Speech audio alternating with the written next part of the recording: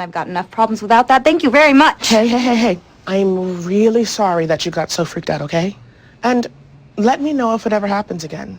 Because this is the first thing that I find remotely interesting about you. Hi, Jonathan. How's it going? My name is Ryan Vicik, and I'm here to give you a critique of your 11-second club winning submission. I'm a mentor here at Animation Mentor, and I'm also an animator at DreamWorks Animation. Currently working on Croods 2. Before that, I worked on Abominable and How to Train Your Dragon: The Hidden World. Prior to that, I worked in VFX for a little while at ILM in San Francisco and MPC in Montreal, working on shows like Ready Player One, Transformers, X-Men, Ghost in the Shell, a few others. And before working in VFX, I actually worked at Blue Sky Studios on the Peanuts movie and Ice Age 5. So I've had a little bit of experience, both in VFX and in feature animation. So hopefully I have something I can share with you that could help bless this shot and take it even further than you have it. It's amazing to see that this is hand-drawn. So not only congratulations on winning the 11-second club, but congratulations on winning the 11-second club with hand-drawn animation. It's amazing to see. And I'm sure a lot of these shapes are extremely specific, especially like with the lion's mouth. The mouth shapes there are very hard to get just right. I'm sure that was something you spent a lot of time working on, and it shows. This looks really awesome. Okay, so I'm going to give you several notes. Some of them will be rather big. We'll kind of start big with big broad notes, and we'll work our way down to smaller and smaller notes till we finally get to like lip-sync type things. And the way you should take those notes, I think, will really be based upon what you want out of the shot. Is this a shot that you're going to put on your demo reel and want to send out to companies? Or is this more of a test for just practice and learning, and you're going to move on to another one next month, or whatever your plan might be? And based off of that will be whether or not these are notes you really want to address, or if they're notes that are just like the lip sync, maybe something you could really quickly do, just to kind of polish this one off and then move on to the next one. Because some of my notes are quite big, and they might be a little too big considering what you have already here. But we'll go ahead and get started. So let's just go ahead and play. I've watched it a few times already and had some thoughts, but we'll play it again for everybody. I've got enough problems without that. Thank you very much. Hey. I'm really sorry that you got so freaked out, okay? And let me know if it ever happens again. Because this is the first thing that I find remotely interesting about you. I've got enough problems without that. Thank you very much. Hey. I'm really sorry that you got so freaked out, okay? And let me know if it ever happens again. Because this is the first thing that I find remotely interesting about you. Awesome. Cool. Yeah, so the first thing I think of when I see when I start working on a dialogue test, before I got into the industry, I did my own dialogue tests and whatnot. I actually went to Animation Mentor before I got hired. And the first thing I think of is, what is this dialogue line about? What is the surrounding, what can I glean from what they're saying in the line? And sometimes it's really obvious. Sometimes a character says, "I'm not a lizard." And so you need to make them look like a lizard if he's going to deny that he's a lizard. It gives you exactly what you need just in the audio line. Other audio lines are more ambiguous. They're not really specific, telling you exactly what the shot needs. And I think this is one of those cases where the audio line is a bit ambiguous, right? We're not exactly sure what the relationship is between these two characters. There's a lot of things we're unsure of, and which is awesome because it gives us room to interpret and to make it our own, right? And so I think there's some things that you're doing right in interpreting the audio line. I think there's some things we could maybe tweak and improve upon. These are some of those bigger notes that we'll talk about, and then as we work our way into more smaller polishy type notes. But if we break down the line, that's, to me, the first step is to break down the line and to think about what is going on in this audio line. What are the important key phrases or key words that will kind of give us an idea and clues into what we need to show in the shot. So if we listen to the line, she says something like, let's just watch it one more time. I've got enough problems without that. Thank you very much. Hey. I'm really sorry that you got so freaked out, okay? So we can stop there. So she says, I've got enough problems as it is. Thank you very much, right? Let's watch it. I think she just says that. I've got enough problems without that. Thank you very much. Yeah, so she says, I have enough problems without that. Thank you very much. So to me, that phrase there tells us quite a bit. For one, you've chosen a lion with a mouse, right? Which is awesome. It already gives us an idea of like the buddy film, like you have unlikely heroes that join forces to go on a quest together. In this case, we're watching a movie about a lion and a mouse that have teamed up to accomplish some goal. And it sounds like it's probably the mouse's goal. The mouse has got to, defeat a villain, and this lion is going to help him. And so the very beginning, she says, I've got enough problems to worry about without that. Thank you very much. So that kind of alludes to that this is part of a bigger issue, that there's something going on that's a big deal, and that this lion is doing something that is preventing it from progressing, that's weird, that's apparently freaked this mouse out, right? That's what's bothering the mouse, that something that the lion has done. And that is what the mouse is referring to when he says without that, right? That whatever he's doing is what has freaked out this mouse. And what I like is that, like I say, you have the mouse and you have the lion. You're showing that there is a team up of unlikely heroes, which kind of makes sense for the dialogue line. And I noticed when I looked at the 11 Second Club website and the submission, it's called Bath Time. That was the title you had for the movie. And I see that he is, the lion here appears to be in some sort of water or something like that. But what I also notice is that when the mouse says that, he points off screen, right? He's pointing away from what's going on with the lion. And whatever is freaking this mouse out is something that the lion did, right? Thank you very much. Hey. I'm really sorry that you got so freaked out, okay? And let me know if it ever happens again. So we know that the lion did something that has freaked out this mouse. And so one of my first thoughts was that this gesture, instead of being pointed off screen, maybe we could have it instead pointed towards the lion.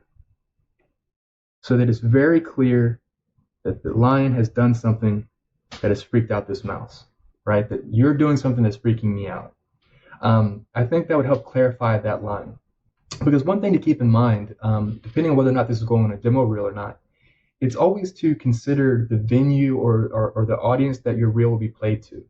And if this is going on a demo reel, this is a 8 to 12 second long shot, then you have to consider that it will be one of many 8 to 12 second long shots, right? Which all will have different ideas, different characters. And so they all have to be very simple and very clear so that they can be played once in continuity, one after the other, and the idea is instantly clear to anyone watching it. And so we want to really break down that audio line to find those important words and key gestures so that it can really inform our acting choices as we go throughout the shot. Okay? So that was one thing I wanted to mention. So he says that, which means the lion is doing something that is freaking out this character. And then we have the lion that says... Thank you very much. Hey. I'm really sorry that you got so freaked out, okay?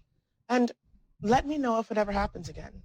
Because this is the first thing that I find remotely interesting about you. Okay. So, what is that thank you very thing much. that this lion is doing that is freaking out this character, right? What is that thing? And I think you have the bath idea as being that thing, that the lion is taking a bath, and maybe that's what's freaking out the character. Which I think is a good start. I know that if this is water, then that would be difficult to animate what's below, because there'd be ripples and you'd see a little bit of the body. So I had the thought, what if this is a mud bath?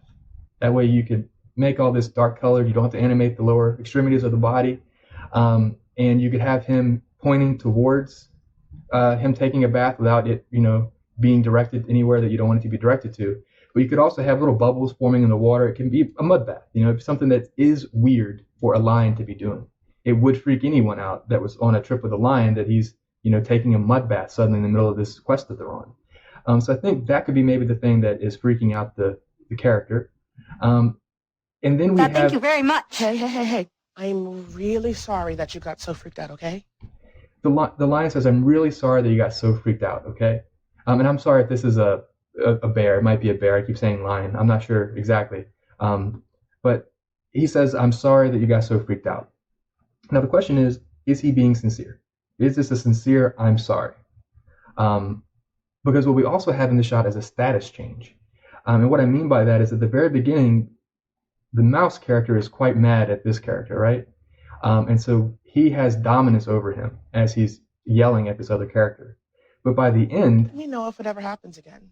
Because this is the first thing that I find remotely interesting about you. This character says, this is the first thing I find remotely interesting about you, which means until now I've thought you were very boring and uninteresting.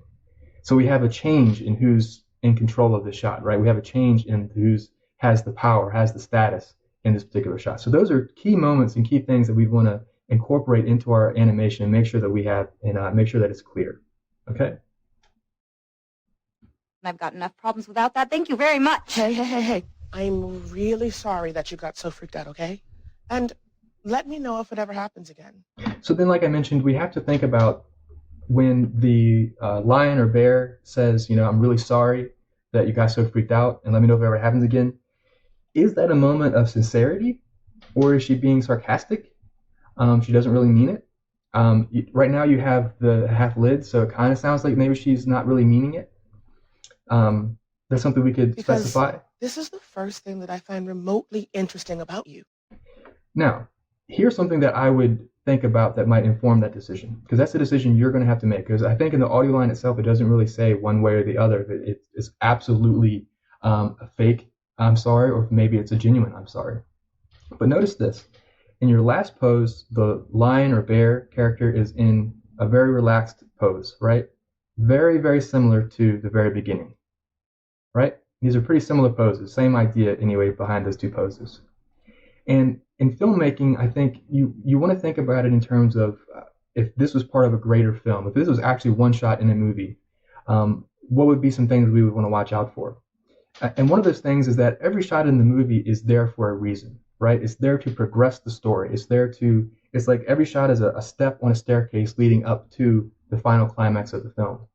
And so you never want to have a shot that starts and ends on the same note, right? You want your shot to have change. It's changed the character. So if the bear starts out feeling a certain way, by the end of the shot, it's changed its feeling. It has a different emotion. It's progressed its character.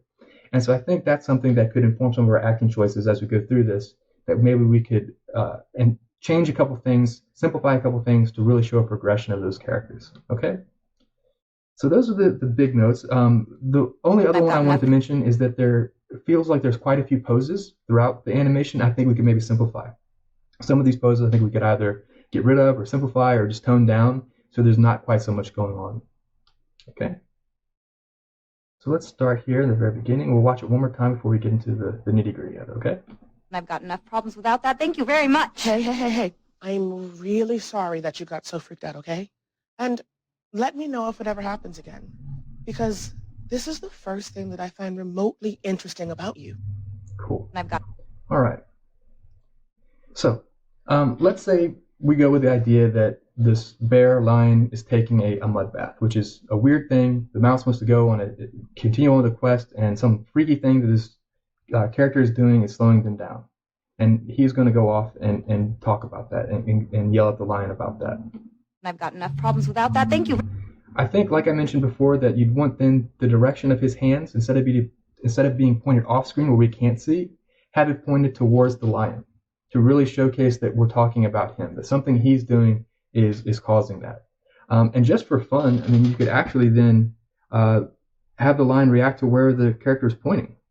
What if instead of his eyes looking at that, what if his eyes look down to where he's pointing? Like, what are you talking about? What did I do?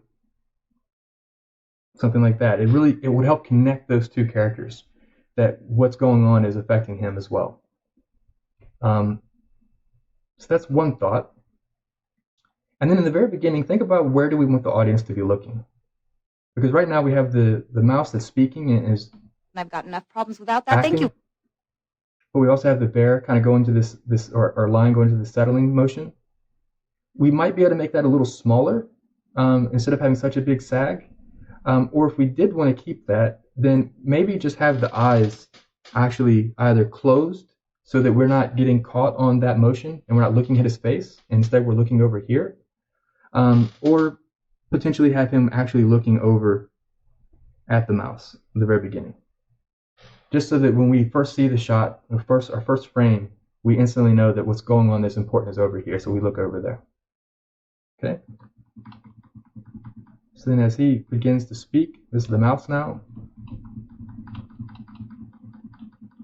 Just watching his animation here.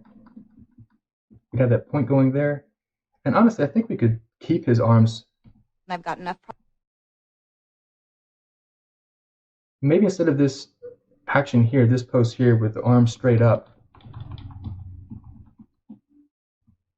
maybe it could be out forward, that he's pleading with them. I've got enough problems as it is without that.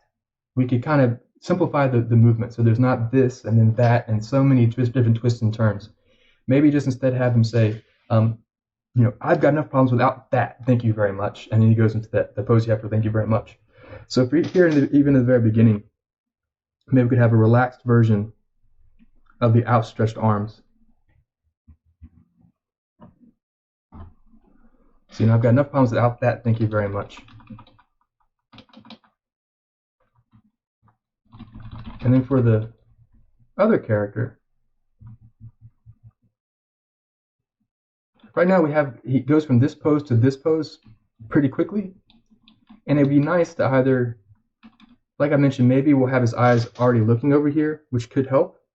But it'd be nice if there's a bit of a transition between here to there. So maybe if, for instance, we had his eyes closed, we could have, or his eyes open, whatever, maybe during this part he slowly looks, and by this frame we could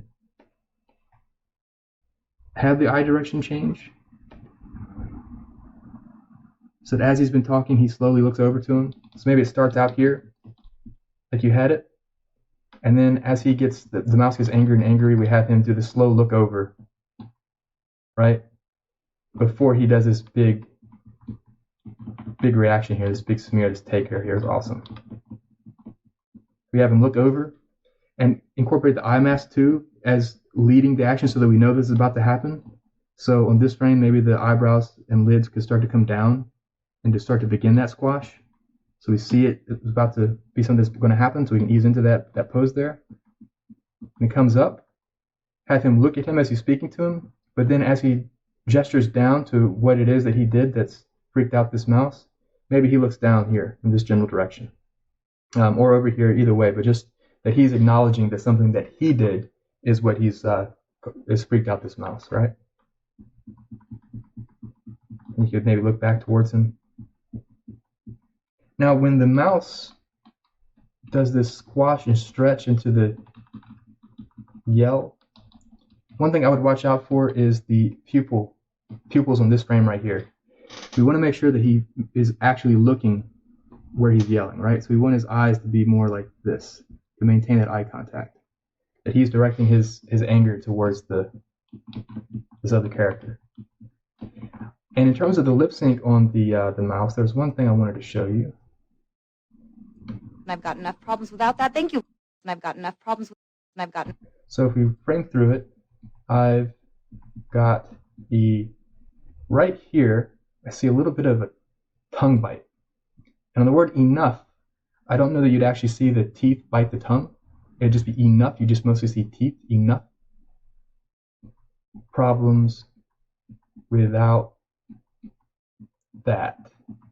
And I think we're missing the TH for that. So for the TH for that, you'd want to have a little bit of the lips feeling like they're biting the tongue. Without that. It's not the greatest drawing in the world there, but hope you get the idea that you want to see the TH biting the tongue, that. So I think that would be a shape you'd really want to showcase there. Thank you very much. This is much here. Cool. And now for the mouse in this transition, there's a couple things I was thinking about that we could try. And I know this isn't finished, so totally understandable. As he pops up here, and he gets to this position, change the color here just to showcase a little better. It'd be great if after he hits this pose, he comes back down a little bit and settles, right? So that he has that recoil, that overshoot. It's more of an overshoot, not just a sticks in that landing, or sticks in that position, that extreme up. So you come back down a little to settle out, which will help you. If he comes up from here and comes down to here and recoils down a little bit, it'll help when this happens, that you've already started to somewhat move in that direction. And this is more of a personal thing for you if you want to have him go straight back down into the position he was. But if you think about if the lion's momentum is moving him this way, it might be interesting to actually have the mouse react back this way. So what if on this frame, the mouse's head was, let's turn on image scanning here so we can see. What if our mouse's head was back here and maybe we do a really fun squash where we have the ears really dragging, connect that to the lower body that you have. So we have this go from something like this shape that you have here, and he moves back this way, really trying to get out the way, but in the simplest way possible. Instead of moving down, he does this until he slowly works back into the pose that you have him, something like that.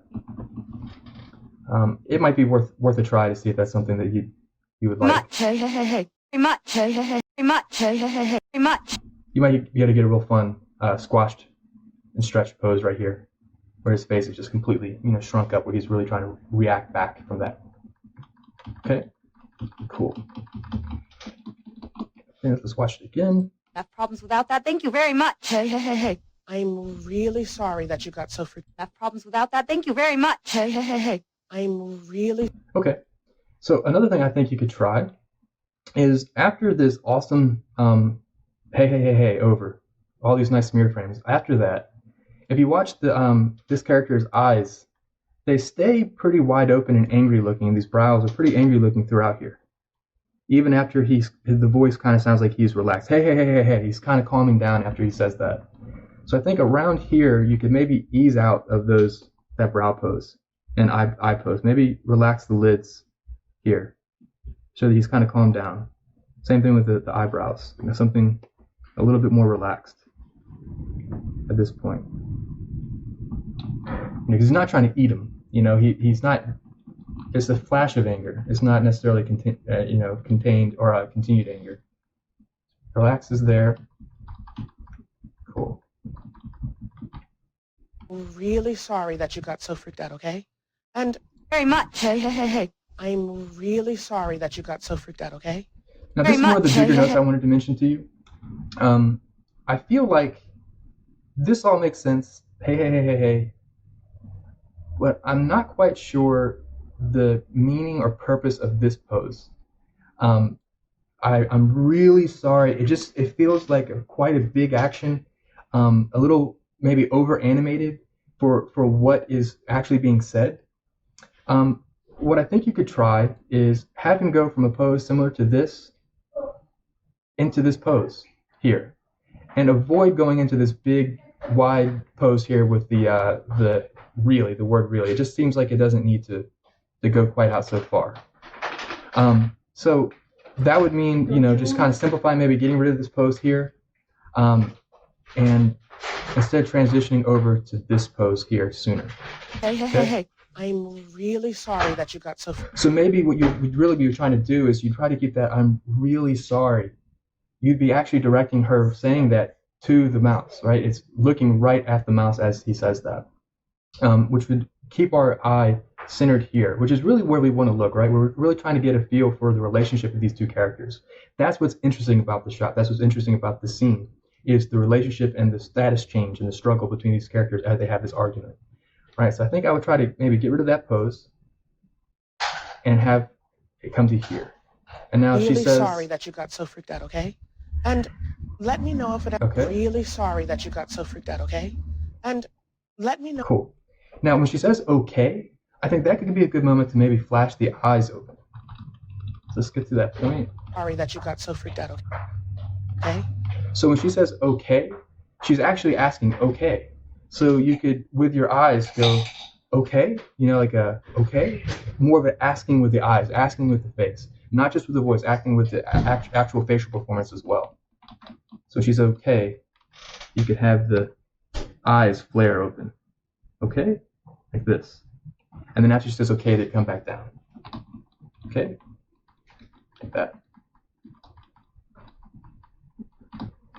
Just keep watching it from there. That okay? And let me know if it ever happens again, because this is the first thing that I find remotely that okay? And let me know if it ever happens again, because... Now, here's a question that I had is, we mentioned before, is this character here, are they sincere in asking, when they're saying they're sorry, are they actually sincere about it? And I think this is where you'd have to make that choice, is in this acting performance area right here. So there's a couple things I think we could do to specify that, and I'm going to go for the idea that she is sincere, that she's just realizing that this has freaked out this character. She's apologized, and then she realizes that, oh, this is the first time I've ever thought something was interesting about you. She's actually just thinking this on the spot. We're going to see her thought process, right? Which is something that you always would like to put into your shot, to show thought process. So let's see how we could do that. So for one, as she starts to do this movement over to screen left right here, I think it would be great to have the eyes lead that movement. So here, we could have the eyeball actually look this way first. So she's looking to where she's going to be going. So she, at first she was, addressing the mouse. She looks over, and then she could start to move. And then during that movement, it'd be good to maybe blink the eyes. Let's see here, get that white. So right here, maybe we could blink the eye, just so anytime you do a big head turn, it's always good to blink the eyes. It makes it feel more natural. So it comes over here, and what does she say? And let me know if it ever happens again. And let me know if it ever happens again.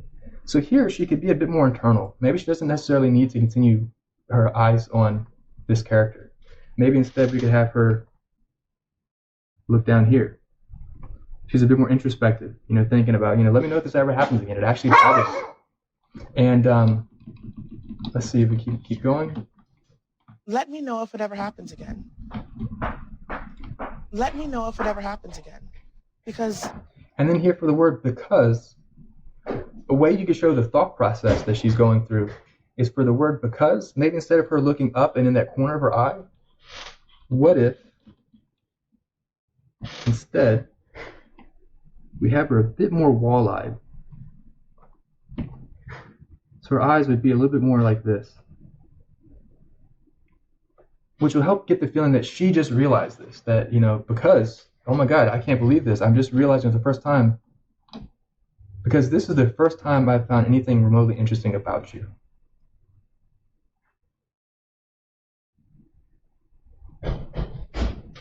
This is the first thing that I find remotely interesting about you. Again, because this is the first thing that I find remotely interesting about you.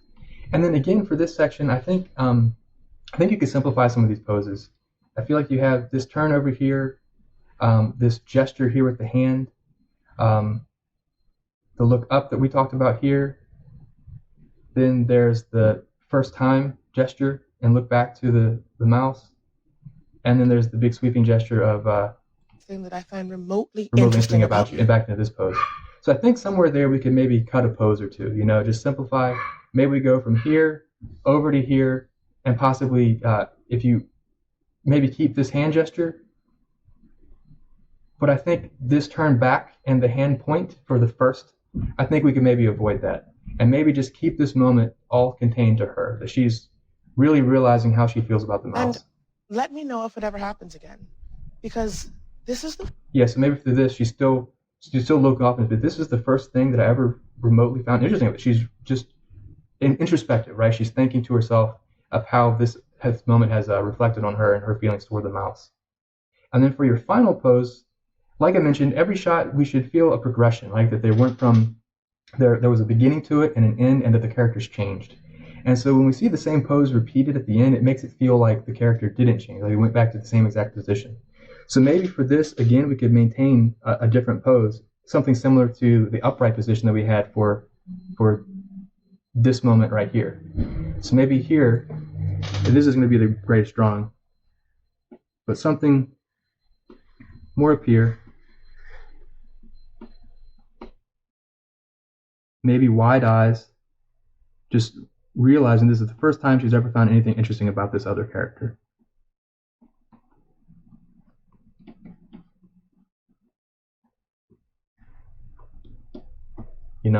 Something like that. So that way we feel that there's been a progression from the beginning, way the character was feeling, to the end, and what the character has realized. Something has changed in their life that they're showing in the shots.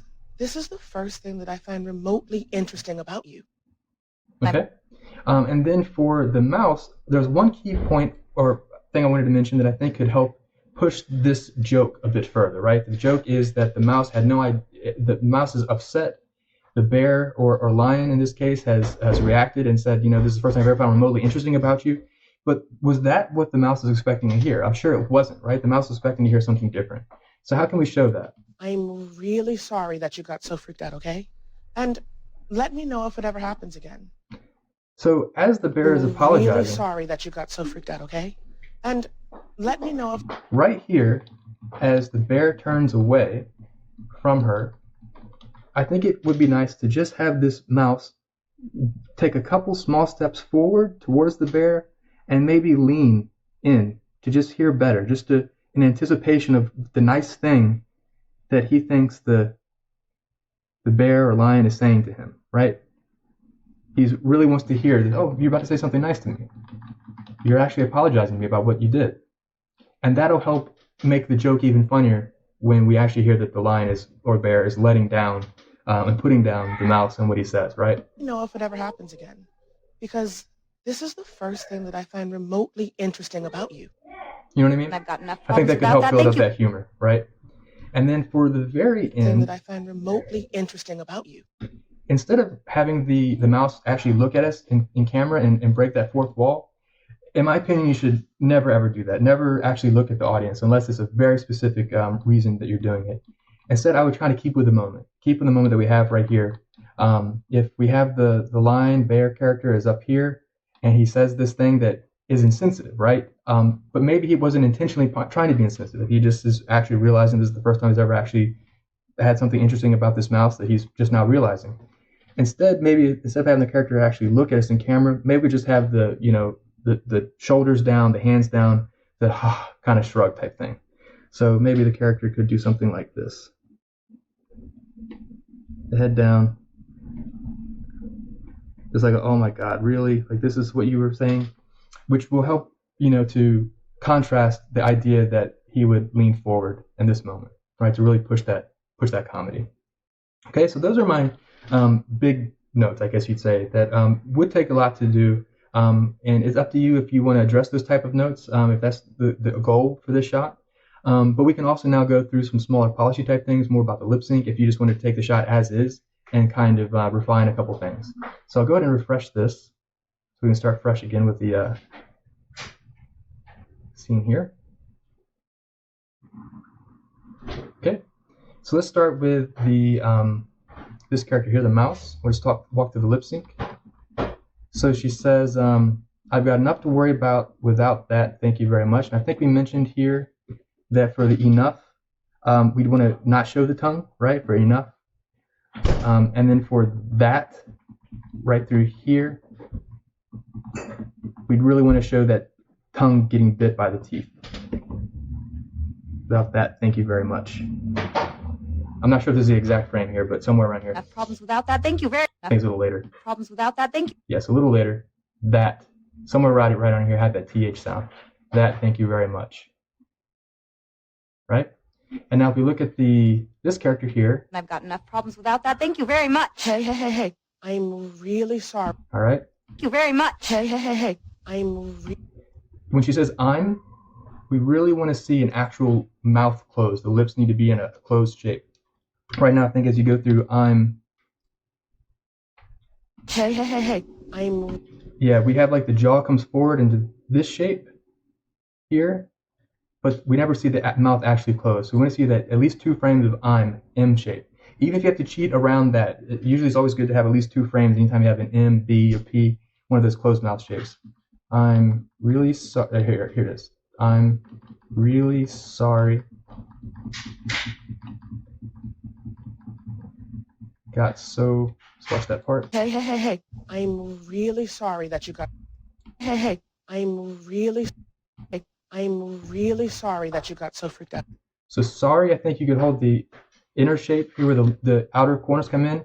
Hold that a little longer to really read the sorry, the U shape with the S, the mouth coming together. Really sorry that you got so freaked out, okay? And let me know if it ever. And in here again for let me know. Let me know if it ever. And let me know if it ever happens. We're missing the M, right? Let me know.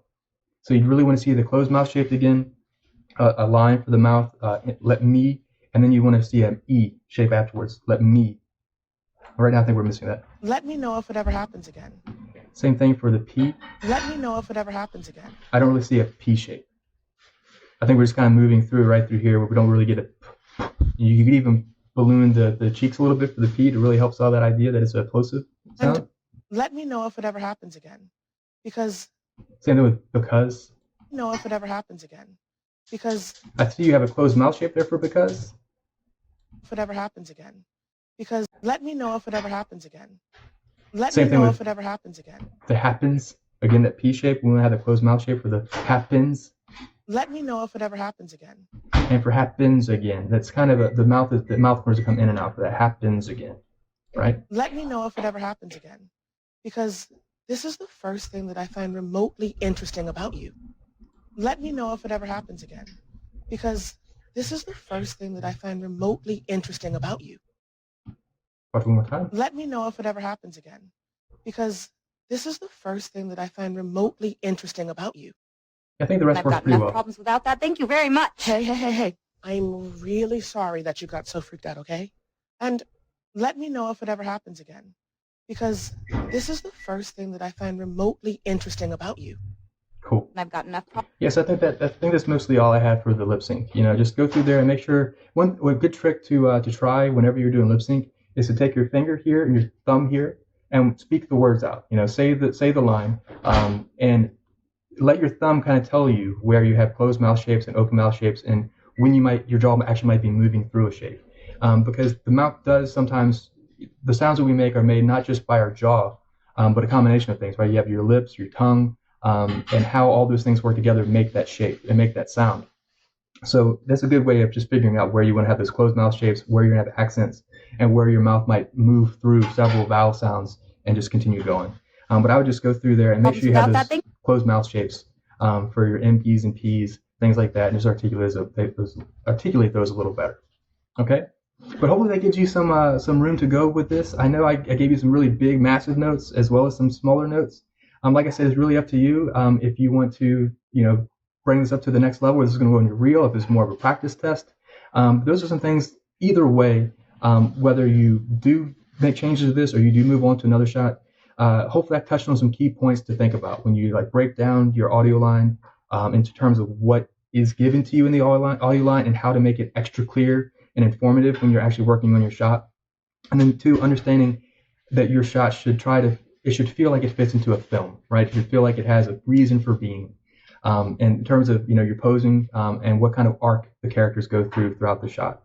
And then whatever you can, especially, with 2D animation, which is already hard as it is, I think it's always best to use as few poses as you can to try to tell the story.